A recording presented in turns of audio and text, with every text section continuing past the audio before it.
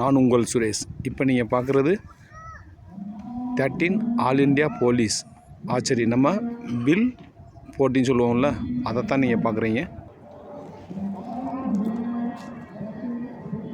All India மேட்டு ஐடிபியில் நடந்துக்கிறதுக்கு அதைத்தான் நீங்கள் இப்போ பார்க்குறதுக்கு முன்னாடி இது வெல்கம் பண்ணுறதுக்காண்டி.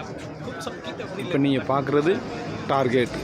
இந்த டார்கெட்டில் ஒவ்வொரு புள்ளிக்கும் ஒவ்வொரு பாயிண்ட் அந்த மாதிரி அவங்க வச்சுருக்காங்க. அதை தான் நீங்கள் பார்க்குறீங்க.